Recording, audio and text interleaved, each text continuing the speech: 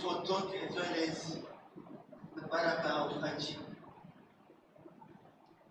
So here we will be having some time in Medina and at Uhud. So I won't talk about Uhud, but I would like to talk about Ahzab or Khandak, the trench. So there we usually don't get time to see anything. They don't allow even the buses to stop. So we just move around and just go. It's a very nice location. It is called Masjid Sabah, Masajid, the 7 mosques. It's called the 7 mosques. At that time there were 7 mosques. Those mosques are put in symbolic places in the area of Khandak. Salman al-Farsi,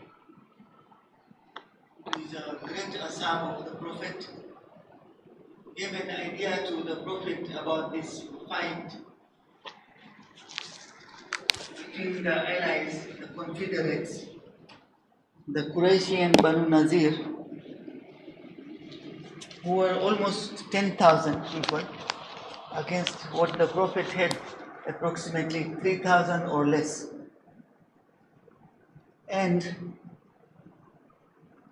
this all happened because the Banu Qaynika and the Banu Nuzair were expelled, and they created a turmoil and wanted to revolt. So they all collected together, these different tribes and the Qurayshi from Makkah who wanted to revenge the Jang-e-Uhud. So they were planning now to come from a strategic point. Khandak is a place where it is a little lower valley, so it is easy to enter Medina. So Salman Farsi advised that we should dig a trench. Now the trench was 10 kilometers long, means from here to almost University of Dar es Salaam, Limani, that long. It was 4.5 meters wide, so it was almost these 3 or 4 of these barricades, that wide, so the horse could not jump. And even if a horse was smart enough to jump, they had made it in such a way that that wall there, that end of the trench, was raised up by 1.8 meters. So it is not possible for the horse to do a long and a high jump together. It was not possible. It was the strategic planning of Salman. And Karen Armstrong, one of the Catholic writer, she's saying that they were bewildered, astonished, and with the inexperience and the exhaustion for so many months in different weathers, the Muslims were terrified and trembled, especially when in one of the lower level of the trench, Amr bin Abdawad jumped and went into it, the Muslim area. And then the Prophet said, who is going to fight Amr bin Abdawad? He said it number of times. And then Imam Ali alayhi salam said, I will go and fight. So when he went to fight Amr bin Abdawad, the Rasul sallallahu alayhi wa alayhi said, Kullu Iman is going to fight Kullu Kuffar. And at the spur of the fight, Amr bin Abdawad spits on the Prophet, on Imam Ali. And Imam Ali goes back and doesn't fight anymore. He rests for a while and then starts again. So he was asked, why did you do that? He said, if I would have hit him then, people would say that I was angry and I did it for my sake. This was not for my sake. This was jihad in the way of Allah. I did not beat him in anger, but I did it because it was ordained to do jihad. And he did not dismember or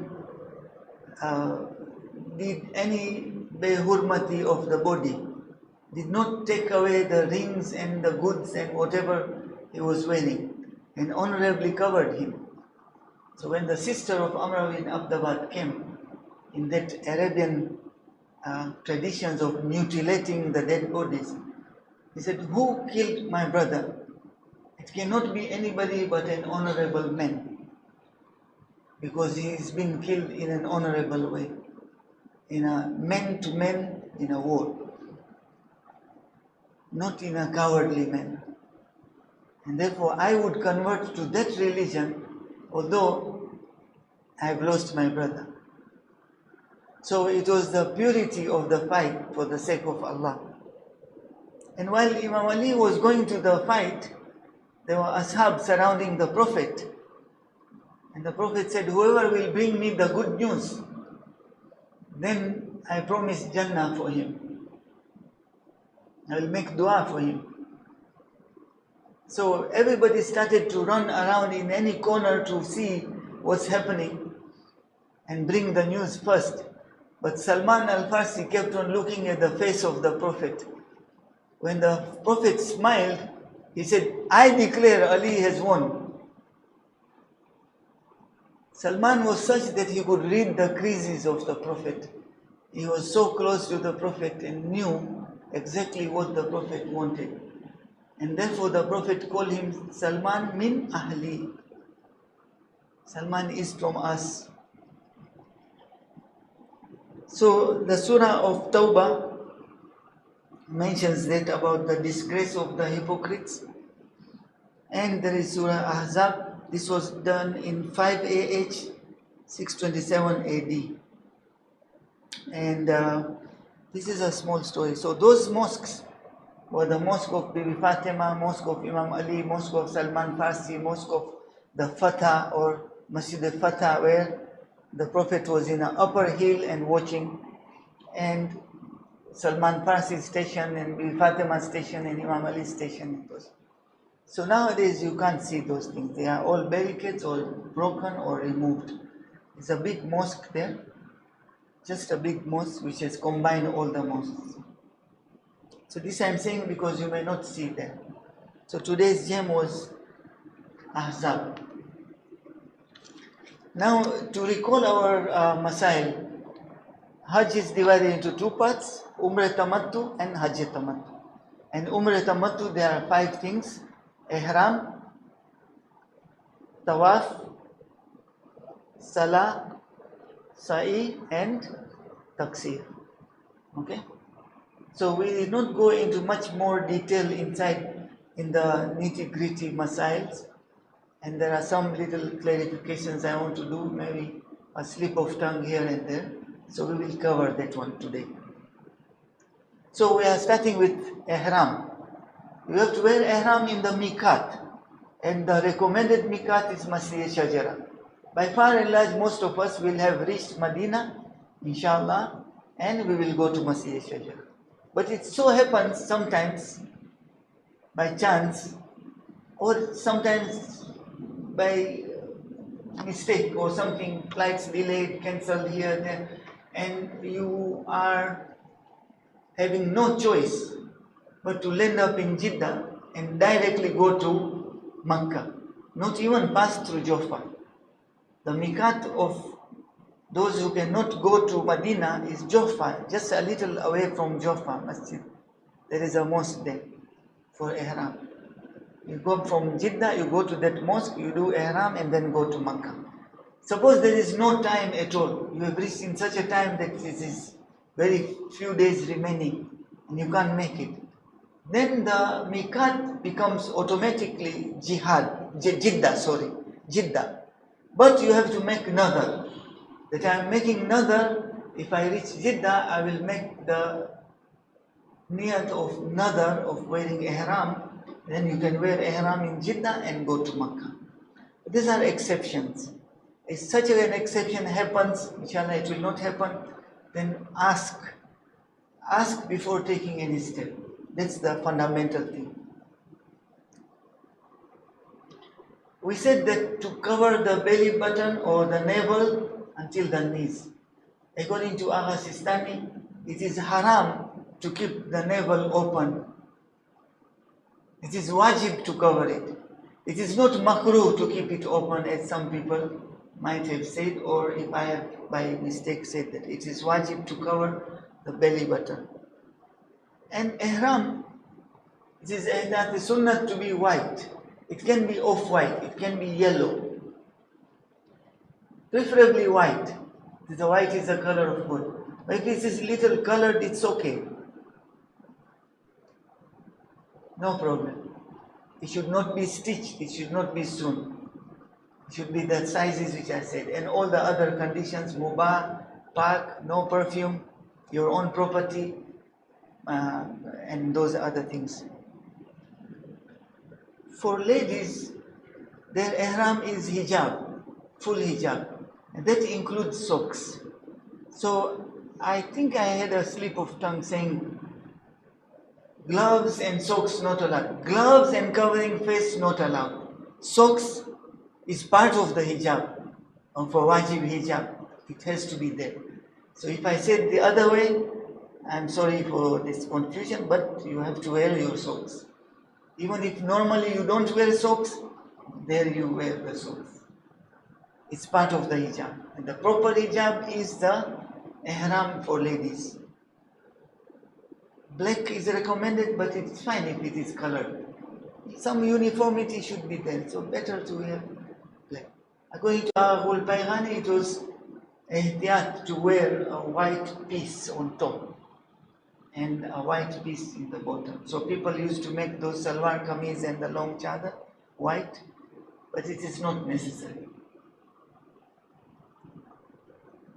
Then we go to now making the niyyah. We said how to make the niyyah, and different niyyahs will depend on whether it is your wajib hajj or niyabat, and niyabat was hajib or not, and those things we will clarify. Then you recite the talbiyah. The wajib part of talbiyah is 4. Labbaik Allahumma labbaik to labbaik. Labbaik la sharika laka labbaik. So there are 4 labbaiks. That's the wajib part. Even if you are not able to pronounce fully, try as much as possible to pronounce it, read it from the book, or repeat somebody is reciting for you, but recite this 4 talbiyah. That's the wajib part. The other part, Innal hamda wa ni'mata laka wal mulk la sharika laka labbaik. That's sunnah. Then you recite the talbiyah. You can continue reciting the talbiyah till you reach the bus, and then there is a little silence for a few kilometers. Then you continue reciting it, and then there is a place where you can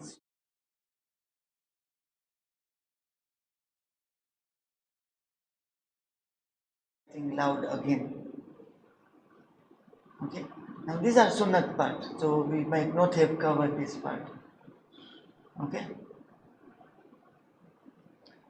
Then for touching the walls of the Kaaba, it is not only touching the walls of the Kaaba, but touching the foundation of the Kaaba. At the Kaaba, and you see the Kaaba on the end part, the lower part, with the junction with the floor, there is a triangular wedge-like substance. That one you should not step on. In order to kiss the Kaaba, you need to step on it. So it suffices to say you should not touch, but just touching it without spoiling your left shoulder is fine. Just touching it, because sometimes when there is crowd, you may able to touch, but don't spoil your shoulder. But touching the foundation of the Kaaba is not allowed in Tawaf. So we said the ihram, talbiyah. Now we are in Khani Kaaba. It's great. For bleeding of the toe, I gave that example. Bleeding is not mubtalate wudu. It is mubtalate ihram. So you got to go out, make it back and come back. Right? And make sure that the sanctity of the haram is maintained, so there is no blood on the floor. So you go out, make it back and come back. as long as your wudu is intact. You don't need to do wudu again, right?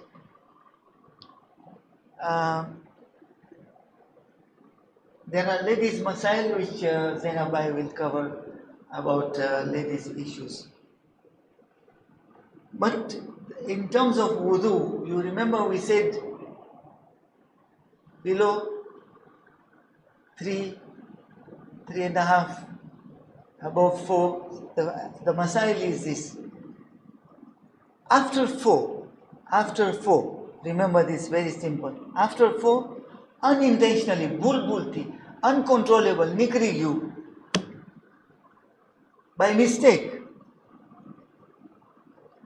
So, by mistake, it happens, it's natural, right? Bulbulti take you, then you go out, do wudu, come back and start from where you left. A little bit go behind so that you cover that part and finish. There's no problem. Intentionally, ke jarak આવે છે, ભલે ને પતી જાય. Intentionally you finished it off, then it is not allowed. Then you go out, do wudu, complete the remaining and repeat again all the 7. Because intentionally you did it. So, unintentionally it happened. Now that only you can decide. I cannot decide for you. You have to decide. Whether it was intentional or, આવે છે. પતિ જાયવાના વ્યાધિ મૂકી દઉં. Hairuhusiwi kabisa. Okay? So, when it is in the middle at 3.5, at Rukne Yamani, that's Ishkal. It behaves same that like the one of intentional breaking of wudu. You go out, do wudu, come back and repeat the remaining 3.5 and repeat the whole. Now here, we will still need a little clarification from some ulamas, because there is still a question mark about that 3.5. So let's hope nobody gets his wuzu broken at 3.5. And I told you a medical tip: on the eve of going towards tawaf, or 1 or 2 days before, better to avoid eggs and cheese and milk stuff, because that one causes a lot of gas. Or any other food which you think is gassy, then you avoid. So, it happens come back, shaitan comes at that time only. Only that time he will give you more money to eat those things. You see, shaitan is not there in casino or in the bar, because then he has already done his work. That's why people are there. Shaitan is working very hard in the haram, in the mosque here, because he is very angry. So he is working very hard to confuse you, to make things bad. So Shaitan is working double overtime in Makkah, in Medina, in the haram, in the mosque. He's done his job elsewhere, right? So you have to be very careful. Man થાય તો જરાક મનને કાબુમાં રાખો ને, વઝુને જરાક સાંચો. So it's a small sacrifice. This is from a medical point of view. But it's not haram to eat eggs and cheese, yamani. It's fine, as long as you know what you have to do if something happens, right? So I'm not going to starve anybody, okay? You eat. But no, some people have got case things. So, for taksir, we said it is wajib to cut the hair. And for gents, hair or beard, or both. But, or beard and hair. You can cut only the beard and mustache, or only the hair, or both, doesn't matter. So if you cut only the beard, it's fine, accepted. For ladies, of course, only the hair. Nails does not qualify into the taksir.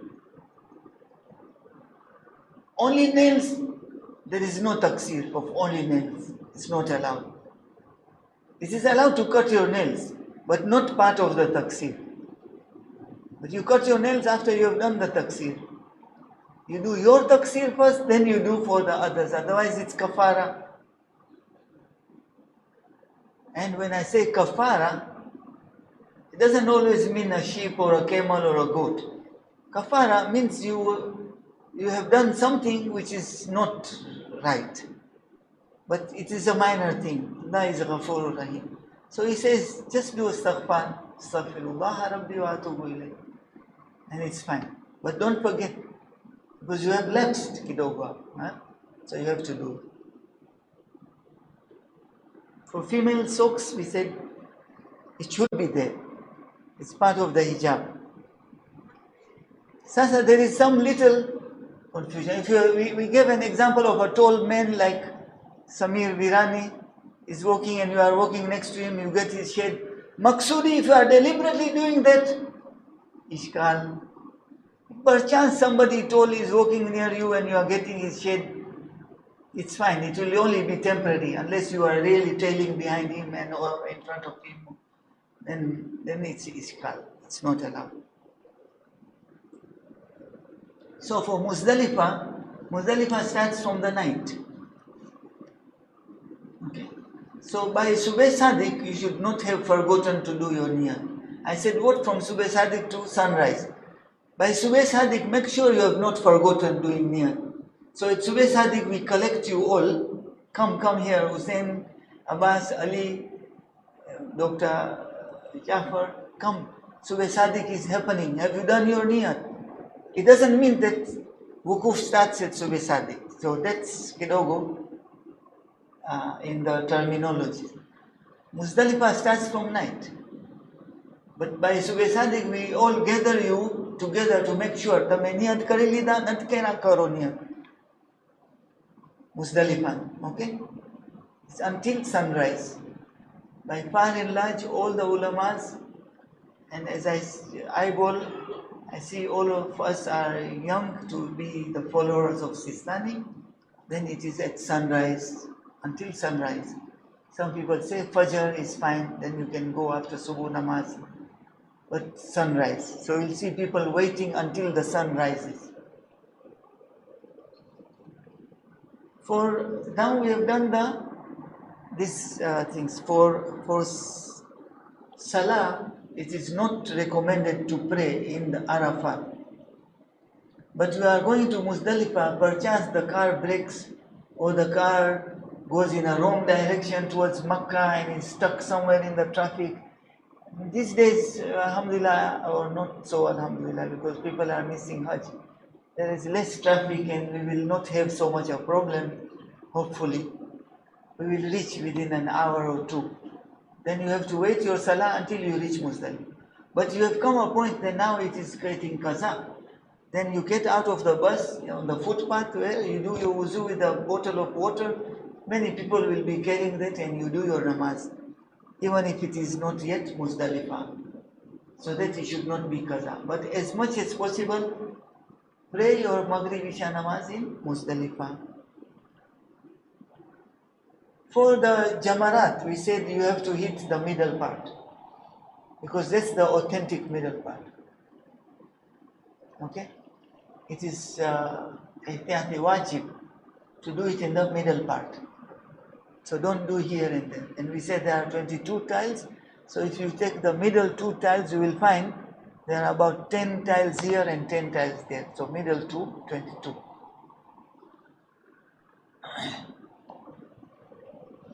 And for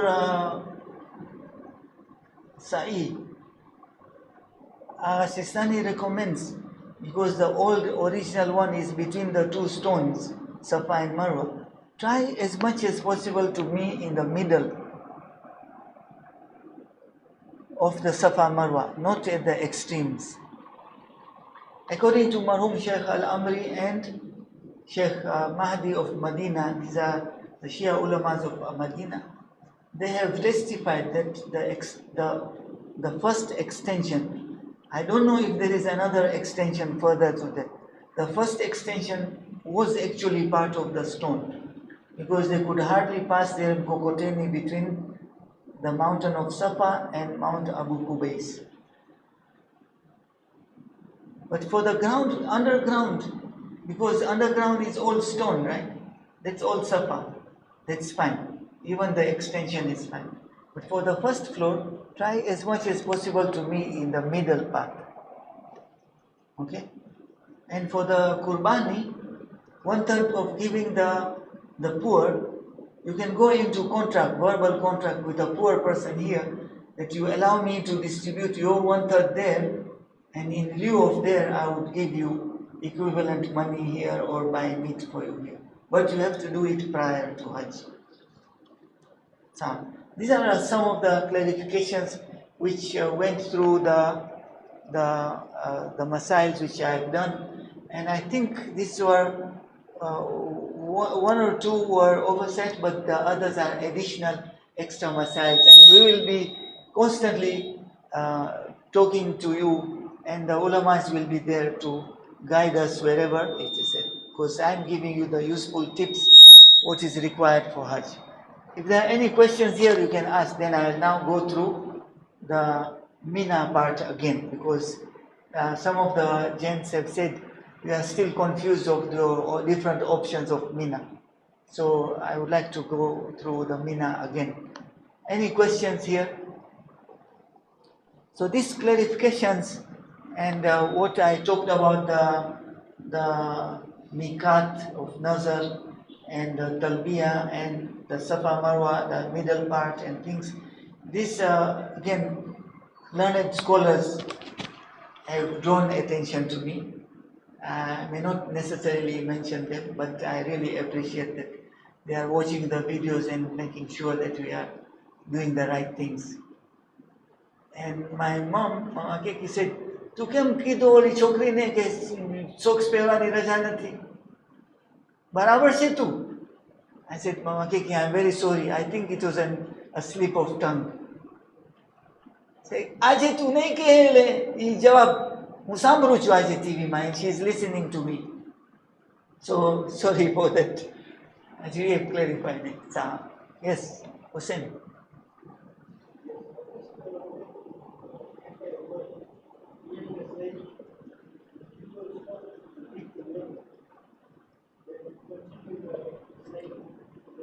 Yes.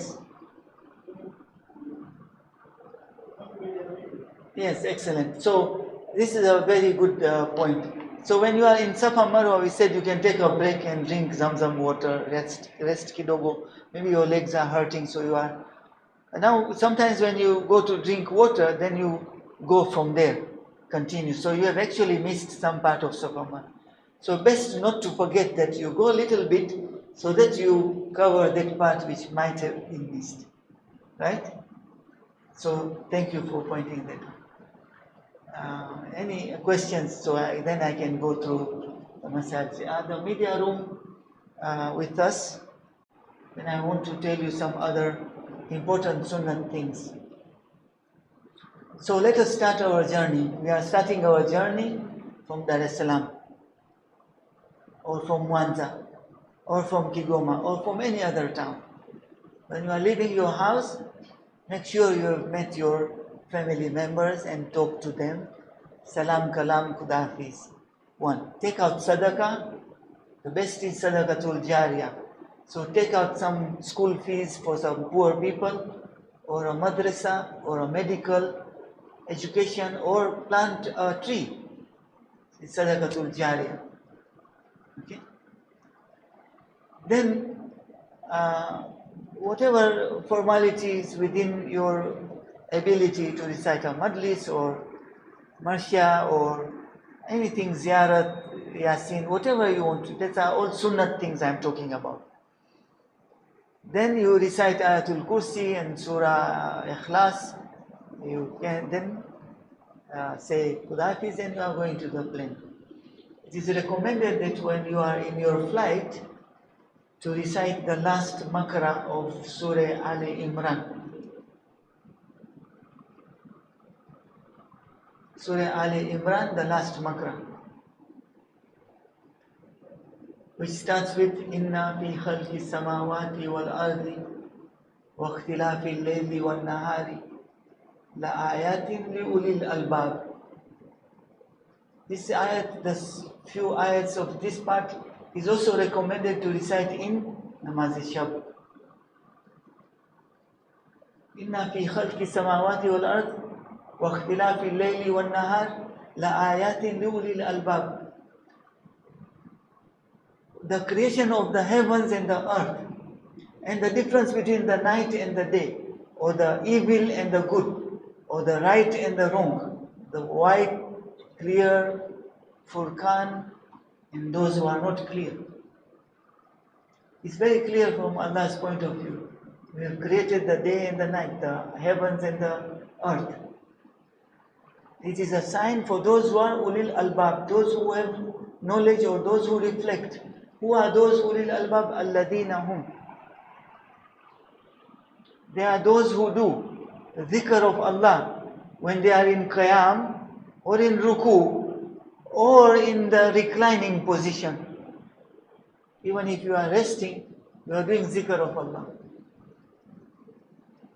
So this is a very nice paragraph. You should try to read it while you are taking off the flight. It is very symbolic also, because there is an ayat there which says that the Prophet did munadiya yunadi.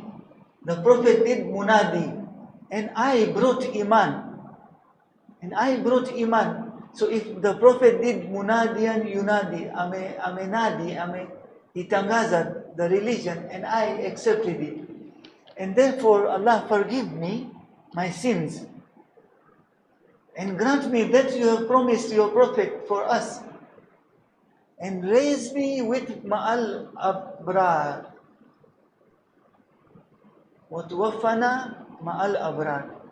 And give me the wafa, give me back, compensate me, wafa. Wa tuwaffana ma'al abrar.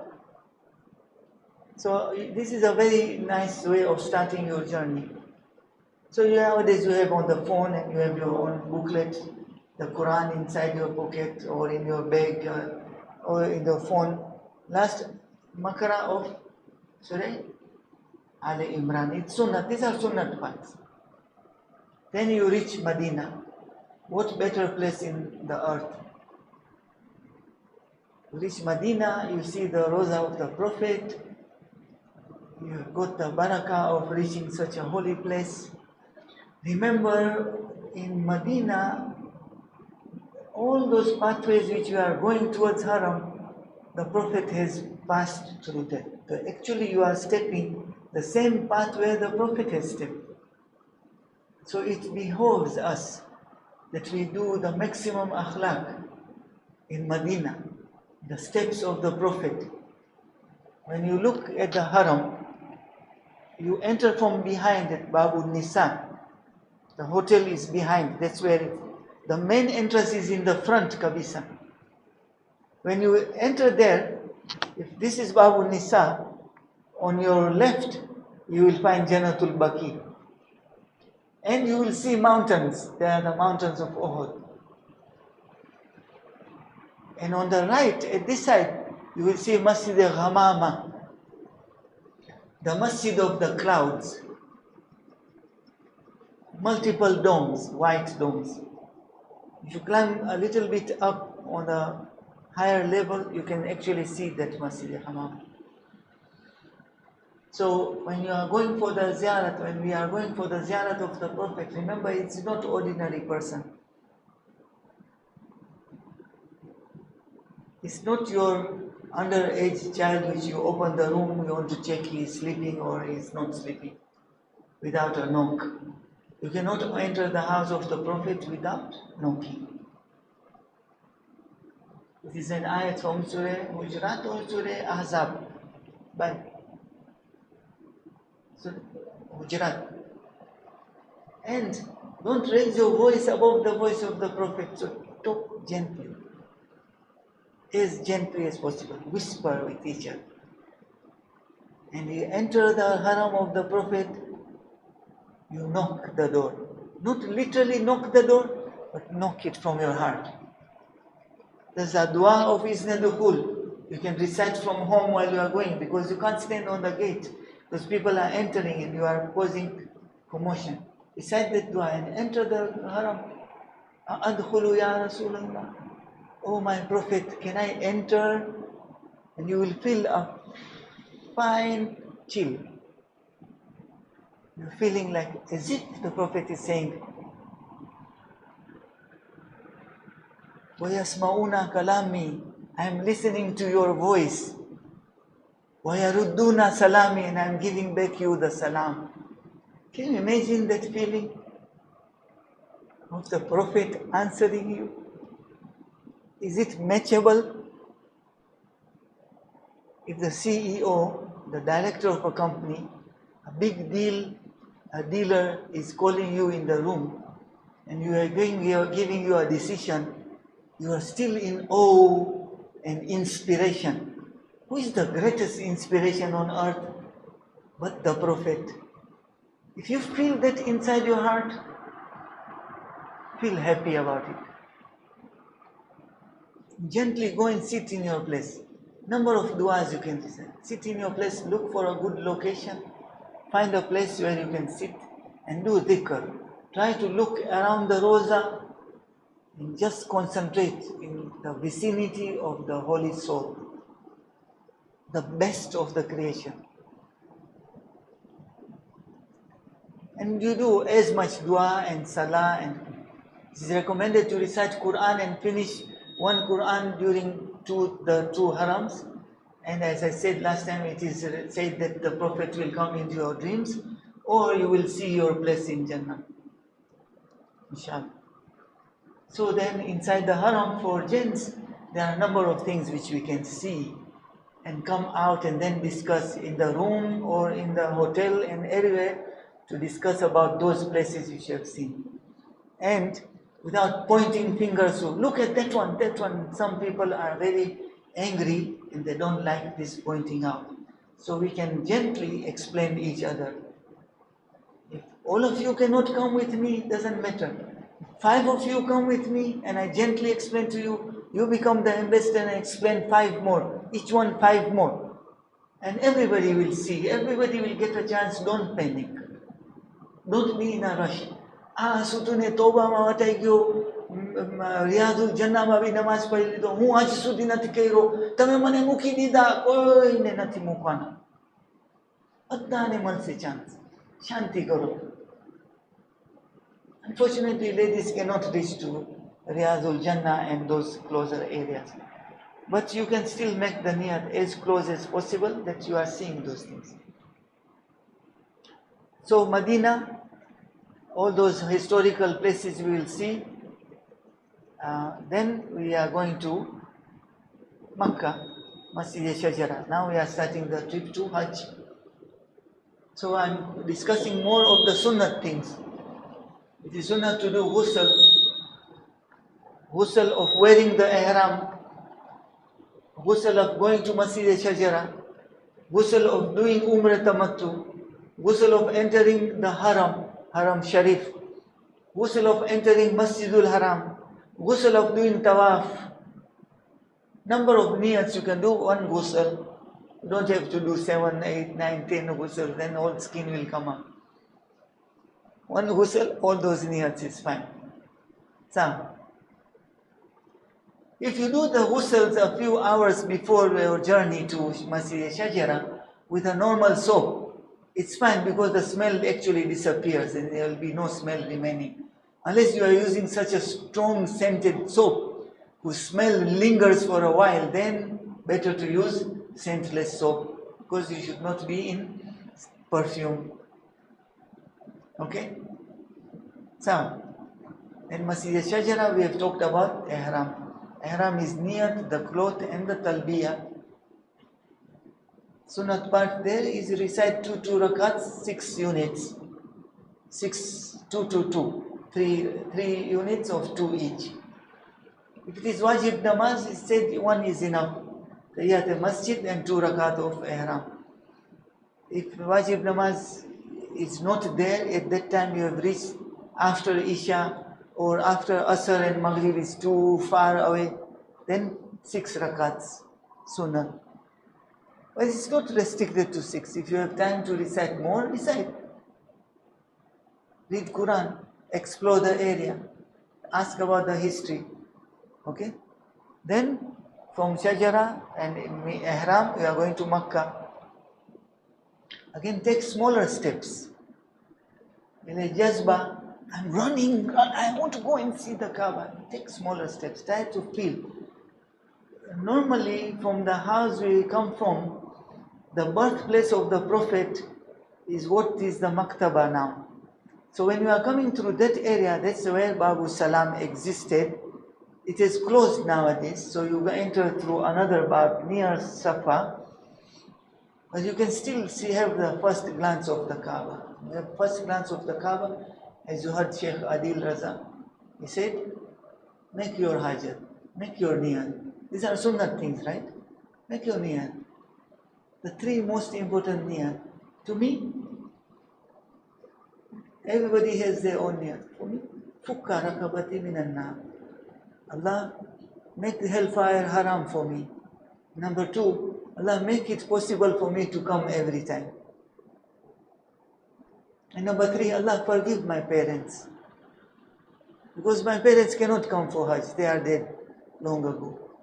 And I am their sawab jariyah. They have nurtured me. They have made me what I am. Allah, forgive them and all the marhums. This is my hajat. Your hajat may be different. And you cannot impose anybody to do that hajat what you are doing.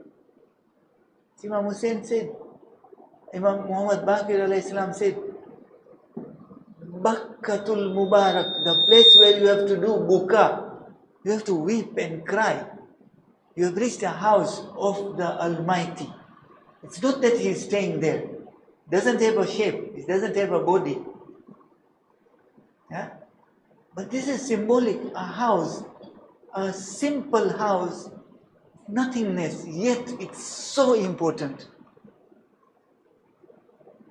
Your conviction to Allah, I'm here. Amazing. Then you prepare yourself after the du'as and other sunnat du'as in Adabul Haramain and the other books. Then you start now preparing yourself how to go for the tawaf. So you listen to the volunteers, they will tell you, why don't you just do a dummy round first to have a feel of what actually you are going to do. And then once you finish the dummy round, then you start the main round. But don't start dummy round and you forget yourself finishing rounds and rounds and rounds and you have not met niyat. So make sure you are focused. Okay? Then you do the tawaf, as we said, tawaf, the 8 things of tawaf that starts from Hajar Aswad, ends at Hajar Aswad. Not to touch the foundation stone of the Kaaba. Not to lose the left shoulder. 7 rounds, anti-clockwise, one after the other. No breaking of mawalat. In state of wudu, wajib. And we read the Masael of the wudu, right? Then you do, after you finish the 7, you come out a little offshoot kidogo, and then behind Maqam Ibrahim, 2 rakat salah. And remember the qiraat of the Quran. Okay? So this is Maqam Ibrahim, as you can see in the picture there. It is recommended to recite, next slide, Suratul Kafirun and Suratul Ikhlas. First rakat Suratul Kafirun and Suratul Ikhlas. But if you are not sure, honestly, I am ashamed to say this, but I have tried to memorize many surahs and I have done.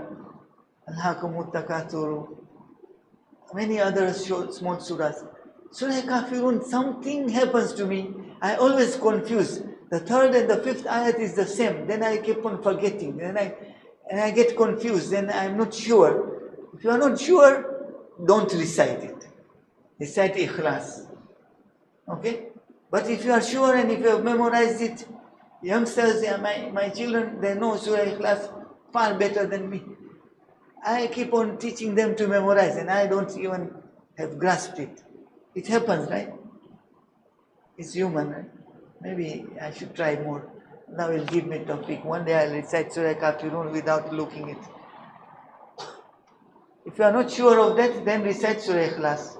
It's recommended Surah Kafirun and Surah Ikhlas. Now you can say, I can read Surah Kafirun by looking at the book. then there are chances it may fall down, if somebody may pass by and just hit it and it will fall. Then you have no Surah Ikhlas and then you are in confusion. Half Ikhlas, half Khulus. Better recite Ikhlas. And the Qiraat is important. And the last part of the Qiraat is Malim Jafar always teaches us the dua is not zalim, it's not zalim, it's not dualim, it's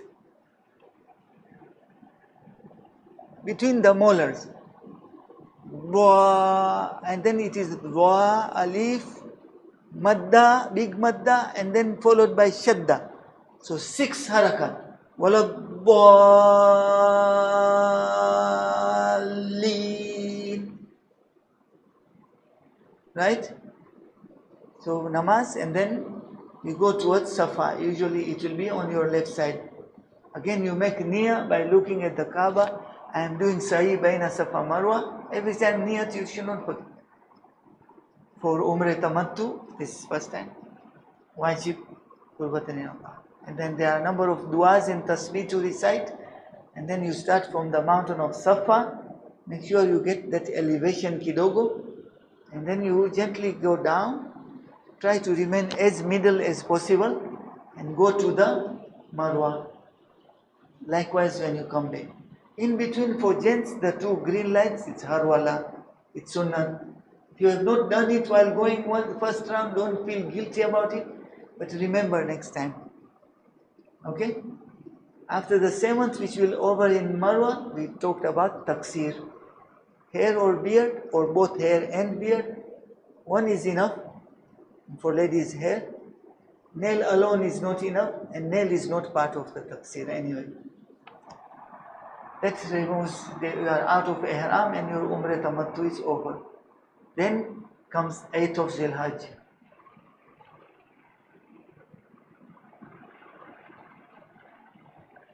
So this is Umrah Tamattu. Next slide please. So the next slides will be the PowerPoint slides of Hajj Tamattu. So if you can put the slides of Hajj Tamattu. I'll come in front here.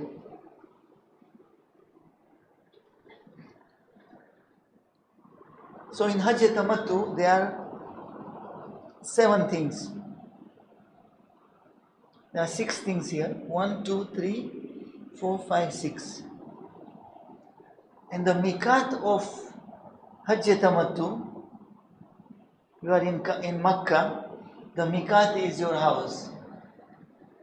Now there are details about this miqat, whether it should be in the old Makkah or new Makkah, which is extended until Mina. Now don't go into all those complications and confuse yourself. We will be staying in old Makkah by far and large. So we will do niyat wherever we are living at Al-Jumayza. So no confusion. Okay? So, there are masails on it. If you are in doubt, ask. So you do your niyat, ihram, talbiyah. In the talbiyah of Hajj Tamattu, we said you only recite from the room where you are until you reach the bus, and that's it. Then you don't have to recite. Then you go to Arafat. So on the 9th night, for us we remember it by the wafat of Hazrat Muslim bin Aqil. That's where we live to Arafat. You stay there, stay over. No ahkam yet until Dhuhr till Maghrib. If an emergency happens and you happen to be in Arafat during the daytime, even before Dhuhr, emergency means real emergency, then you may make niyat there. Or if you have gone out for the emergency and come back, then you can do that even if it is almost around Maghrib. Even if you come back at night, you go to Arafat, make niyat and go to Muzdalifah. This is under special situations. Inshallah, that situation will not arise for us. But in case if it does, we will confirm and ask the ulamas, will be there with us, so that we are doing the right thing. So, then we leave from Arafat, and I said, the day of Arafat, It's the day of recognition, the day of remembering Yawmul Qiyamah, the Yawmul Hisab. You are in a Maidan there, your Hisab is being done. Some people stay out in the sunshine to do Amal. It's going to be very, very hot. So make sure you are drinking enough water if you are standing out. It's your Iman, it's your capability. Nobody is preventing you. But please take care of your health. Drink a lot of water all the time. 42 degrees. There are sprinklers and air conditions and things, but it's still not enough. Okay? So you be careful about your health. Because we don't want to take you to Istashfa Zarbat Shams, the hospital of heat stroke. Zarbat Shams, heat stroke. We don't want that. It is very, very bad. Can be risky. Okay? If you have a problem in blood pressure, which also causes some electrolyte imbalances because of your blood pressure, maybe you are taking some pills for water retention and things, then it is even more riskier to stand in the sunshine for that long. Right, doctor? Nimempata au nimekosea? Sawa, right? So, be careful of your health. It's a priority. No health, no Hajj. Right? And then all the other people who see you fainting become all anxious and nervous and becomes a hangama and a drama. And then kurotyo, na pani ocho pido hai, pani pirayo inke wadare, to pigino peleti chon pela, khobro na bagacho hai. Okay? Drink a lot of water. Avoid fizzy drinks, avoid sugary drinks. Good to be hydrated all the time. If you have little ORS packet, this book Arafat, the previous Hujjaj might be able to borrow you their set. It's a very concise book, beautiful book. But you get the duas from websites and other places, and there will be a PowerPoint being projected with every dua being recited with some meaning, and translations will go and explanations. You keep on reciting as much dua as possible. And remember me on your duas, and I will also remember you. So after Arafat, then you go to Muzdalifah, and we said about Muzdalifah. So you go to Muzdalifah, relax. It is the 10th of the night. The moon is like what it is around this time, almost full. The Mashhar moon shining, the Maidan there in the quietness. Look at the moon, feel the air striking your cheek as if God is caressing you. The caress from God is 1,000 times better than the caress which your mother does it for you. So imagine that you are in the cradle of Allah Himself and you are doing dhikr. So don't waste your time of stories and gapatas and other things. And this president is mara hath ma છે ને અને હું 1 મિનિટમાં આમના તને text કરી દઉં આવી જશે. No, don't boast, don't do this. Try to be as humble as possible. And that will become a habit. Then from Muzdalifah, it is recommended to pick the pebbles in Muzdalifah, but now because of various reasons, we might get the stones in Makkah before we leave, or you can pick up the stones anywhere in the Haram. Haram is Makkah. So let me deviate a little bit about what the meaning of Haram is. Now the Haram, in the olden times, the Kaaba is since the time of Adam. It was only remade by Ibrahim. It was not Ibrahim who made it. He reconstructed it. But it was since the time of Adam. And at that time it was full of gemstones and rubies and diamonds and things. So it was shining light everywhere surrounding.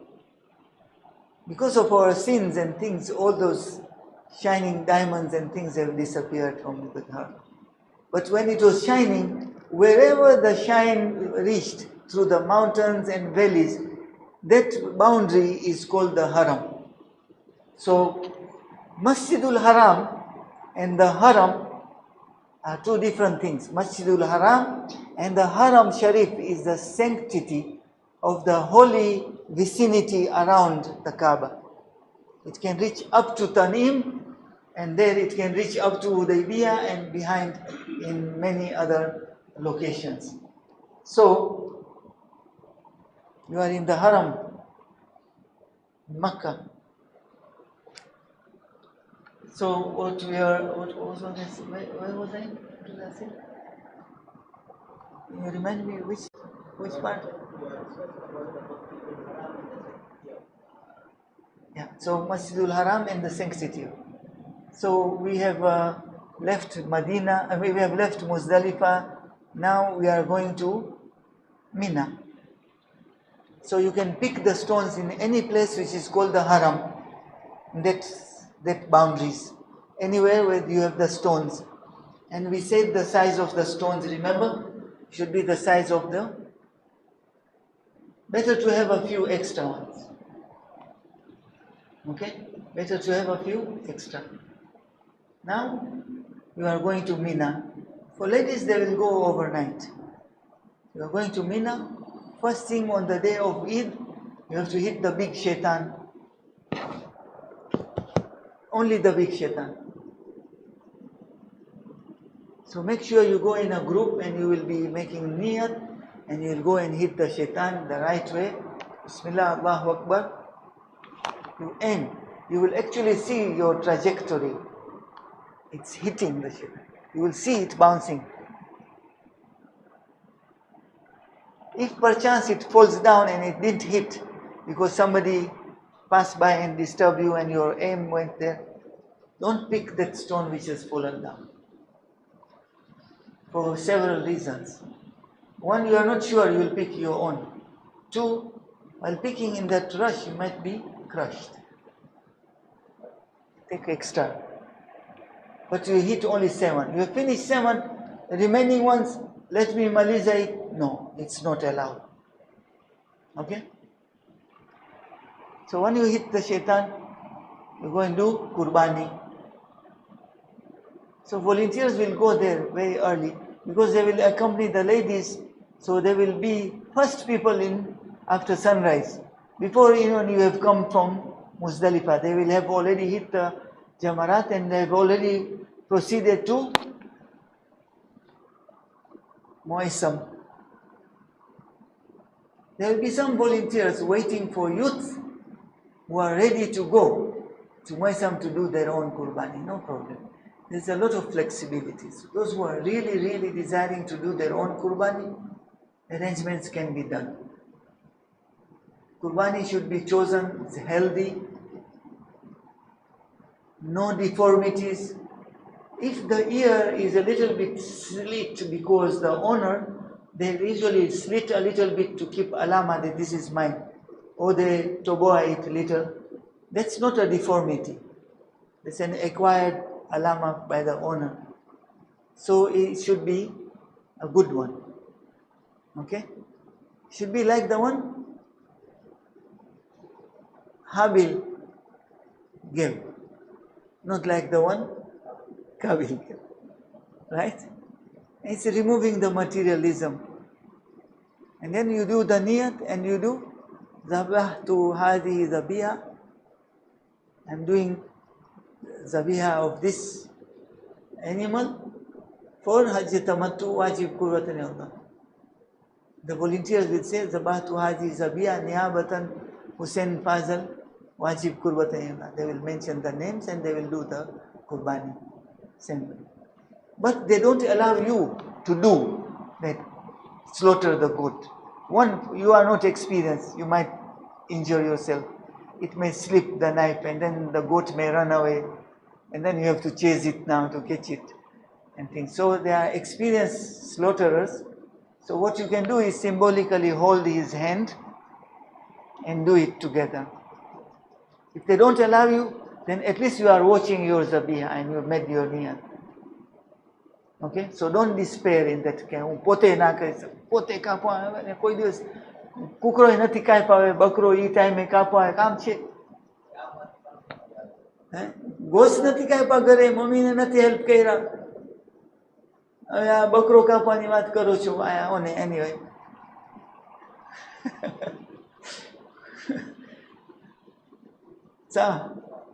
So you be careful. But then your clothes become najis, right? Your ihram becomes najis. There is blood. Then you have to clean it. You are still in ihram, remember. Then after the Qurbani, you have to go inside the Mina border and then do your taksir. So, once you do taksir, ihram is over. Now, ihram of Hajj Tamattu comes in stages. So, perfume and marital relation not allowed. And of course, those things which are always haram, uprooting, carrying weapons, and telling lies and boasting, it's not allowed. Then you go to Mina. Option number 1, 10th day, Mishafanya halak, you relax, sleep over. 11th night, make niyyah of wukuf of Mina. 11th morning, you wake up, hit 3 jamarat. Every jamarat make niyyah. I'm hitting the small jamarat. Doesn't matter you say in Kiswahili, nampiga shetani mdogo, nampiga shetani wakati, nampiga shetani mkubwa. The names in Arabic given, by what are the names given, Shafiq? There's Uqba and Wusta and શું નામ દે છે લોકો આ બધા? હું નાના શેતાનને મારું છું, ઉમરે હજે તમતું. તો ઉસ્તા, ઉકબા ને ઓલું કોણ નાનું? ઉલા મોટો, ઉસ્તા વચલો. Anyway, જો કન્ફ્યુઝન છે. નામ આવે યાદ આવે, નાના શેતાનને કૂટું છું, પછી વચલાને, પછી મોટાને. And remember, you make niyat that I am hitting the small shaitan, middle shaitan, and big shaitan. We'll talk about its symbolic nature and what it is. And after that, you go back and rest in the room, in the tent. The tents are quite far. It's quite a walk. Okay? So try to remain with the group, because if you are lost, then the volunteers, the walk is almost 5 kilometers. So once you go out and hit the shaitan, come back and rest. If you are with the group, try to remain with the group. You have a phone, send a WhatsApp message that I have already reached in the tent, don't look for me. Because if you don't do that, the volunteer will be looking for you everywhere. And you know how much time it takes to look for fellow Hujjaj. Okay? So stick together, and 11th day is over. 12th night you sleep, make niyyah. 12th morning you wake up, 3 jamarat. Zohar, Asr, you pray Jamaat and you go for Makkah. So that is one option. 11th rest, 11th night you sleep, 11th morning you hit 3 shaitan, rest, 12th night you sleep, you make niyat of wukuf of Mina, which is wajib part, is only 1/2 of it. That scenario number 1 is the safest one. But there are different situations. For ladies, issues of taharat comes. For some people, their flight booking, because the permission was granted very short, or for whatever other reason, they have to go. Then they make arrangements that they use that window period. So on 11th morning when you wake up, you hit the 3 shaitan, then you go to Makkah and you do the other wajibat. And then come back before half part of the night is over. So only half is wajib. So the 11th night, the 12th night, half you will make niyyah and wake up on 12th morning, hit the shaitan, and after Dhuhr go back to Makkah and you are done. Okay? So these different options, please ask before embarking and running away to the haram for tawaf. Okay, so we won't cover all those things. In Makkah, the wajibat part is tawaf ziyarah and 2 rakat salah and sa'i. Same rules. And tawaf nisa and 2 rakat salah. That completes the Hajj. So, there are a number of other sunnah things you can do. Masjid-e-Khif is in Mina. Reciting 100 rakat salah, there is sunnah. But if you can't do 100, then at least 2. So we usually go there. After we come from Jamarat, after having walked a long distance from the tent to Jamarat, we go to Masjid-e-Khif, it gives you a break, kidogo, and then you go back to the tent. The tents are in such a way, it's a figure of 8. So when you go to the Jamarat, then you come out in such a way that you go in a figure of 8 back to the tent. If you lose a pathway there will be volunteers and you will have your badge and you will have your ID. You ask volunteers and they will give you a badge. In Mina, on the first day, if the volunteers have gone to do Qurbani while you are waiting, actually you should try to look for locations which you know, or it's near that hospital and there is a green tomb and near the fire brigade, that's where our tent is, and fire brigade number 6 and the hospital number 1 or number 2 or number 3, just keep that one. Then you can always ask people, I want to go hospital number 3, near fire brigade number 8 for example. Look at the nearby yardsticks, things to remind you the place. There will be a flag and things and you can ask volunteers where you are. You are in the bridge near the Pakistani flags, then you can stand there and wave all of us. We'll come and pick you up from there. And things like that. That's all practical things, inshallah. There will be no problems. Shafiq, you want to add something? Bye. You want to add something there?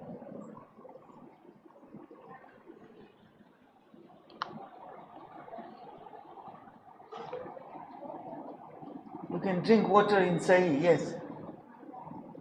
A little bit so that you... Sorry? You cannot go, so you have to... In Sa'i, there's no problem if your shoulder turns a little bit here and there. Some people actually do Sa'i and all the time their face is towards the Kaaba. Because you can see Kaaba from one of those areas. I don't know, with the new construction I haven't seen one, but you could see the Kaaba there. So people like to see that. So there is no necessity of the shoulder. You can turn and talk to somebody or guide somebody or push your wheelchair and do as much good as possible in the Hajj. So don't be miserly. Whatever little you have with Allah's karamat, spend it. Be the first one to pay for the taxi. But now I've said that, Sasa Mimi, my hand will always be in the pocket, but it will not come out. Because doctor said, Kule, be generous, watakuwa generous watu wengine. You have to be sincere. Spend as much as possible. Keep your eyes open. You will find there are very many people who are very deserving.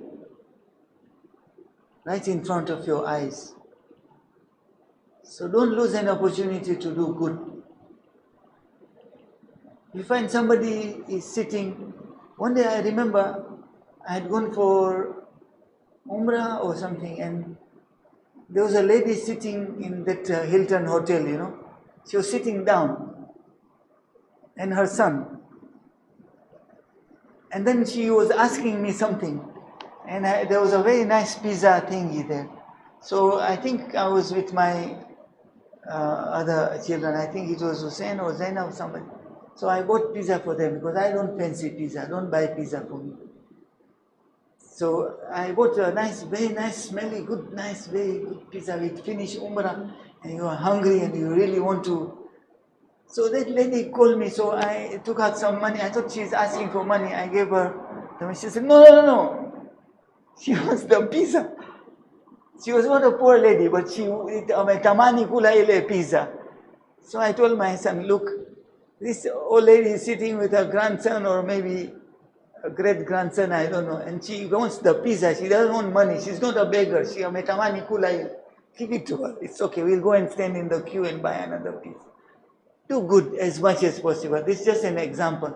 Because somebody may just be looking at you. You know, there is a hadith of Imam Jafar Sadiq alayhi salam. And this very closely relates to our practices, our Shia mazhab. He says, when you are in Karbala, when you are drinking water, make sure you look on the left and on the right, in front of you, and even if you can look behind, to see perchance somebody is looking at you, drinking the water, and he is thirstier than you. Then don't drink, offer it first to them. You know the philosophy of that one? We have been taught great things by our Aimas. If you have only little amount of water remaining for wudu, and there is a thirsty dog with his tongue lolling out, give the dog water to drink and you do tayammum. Doing good even to an animal who is thirsty. So in Hajj, what else chance? Any chance you get to do good, do it. You find somebody sitting in a hotel, Fikiriya Sasa, well, should I buy the food or not? Am I really able to afford this? Should I? You sit down, look for an opportunity. Akhi, I'm going to order chicken, I cannot finish. Can you share with me? Try to look for the opportunities. Don't wait until you are told. Look for the opportunities to do good with each other and to other people. Okay? So that's Hajj, to do good. After you finish Hajj, there will be some time. Then you can do Umrah Mufrida. So the Masael of Umrah Mufrida is that if you have done your Wajib Hajj, that already included Umrah Tamattu, right? Then you can't do for yourself Umrah. Umrah is done only once a month. Then you can do Umrah Mufrida for others. For your parents, for your brothers, sisters, for marhooms, for ulamas, for Imam Zamana, for anybody. Right?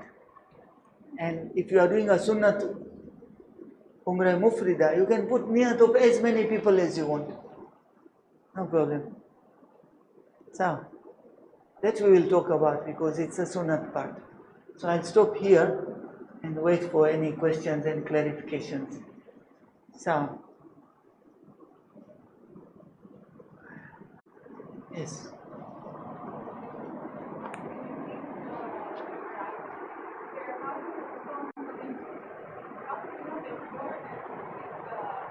It's amazing actually, because when you hold your stone, from a medical psychology point of view, there is something called conserve and preserve.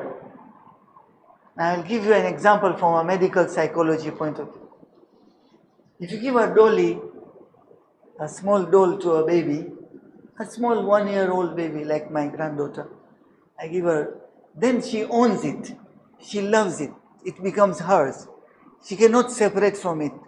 Every time she will say, I am putting her to sleep, she will do this or that. She kind of conserves it and preserves it. So if you snatch it or you do what she's doing, she will get upset. She becomes owner of that dolly. When you hold that stone, you are the owner of that stone. There are vibes which go into the stone. You are telling the stone, take away the boghs, the shaitan from me. That stone owns you. It's so amazing that when you actually hit the stone, you can actually feel that one you have conserved and preserved as your shaitan, you are throwing it away, you can actually see it going and hitting the ship. It's amazing. It's only to experience to believe it. So it's the shaitan coming out, the books and the bad things, the rebirth and the riyah and things, throwing it up. It is the conservation and the preservation of a property you own. Haven't you seen that eraser or a little small a pencil which has become this small, but you just lost it somewhere and you are frantically looking for it because you have conserved it and preserved it. It's human psychology. So there's a detailed explanation. But then you will see it. Don't worry. Yes, Hussein.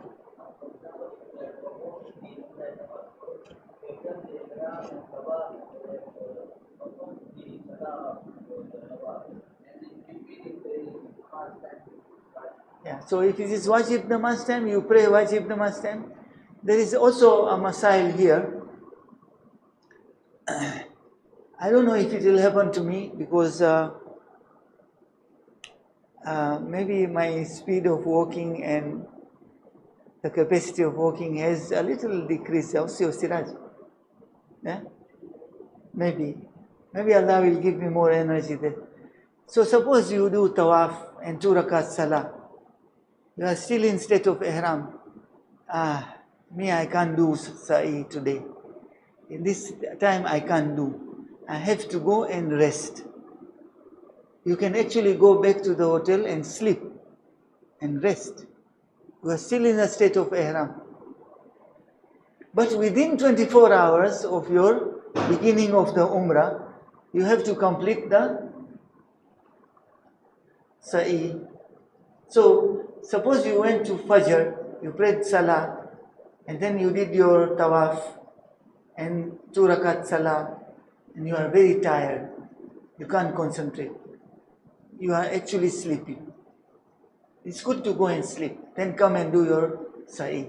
It's allowed. But it should be done within 24 hours.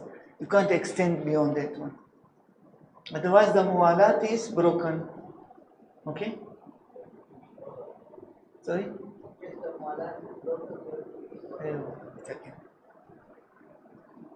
Okay, so if it is salah time, people already put lines even in sa'i area. So then you can't do the sa'i comfortably, going, jumping each other. And unless if it's very small patch remaining before salah, then you negotiate your way out. So, even while you are doing sa'i, when you are 3rd round, 4th round, and salah times happen, everybody starts sitting there and making a line. It's fine. Try to clear as much as possible. Otherwise, you stop, finish salah, and continue. Just make sure where you have stopped. Go a bit behind, make sure you can continue. It's allowed. You can continue that. But make sure the alama is there. So while looking for a place for salah and you went in front in another direction and then you started from there without the continuation near, then it's a problem. In doubt, always ask. Yeah, that's a good question. Anything else? So I think we are good, right? So you have separate masails for this. One more session. There will be other gems which I will be able to give you, inshallah, if Allah permits.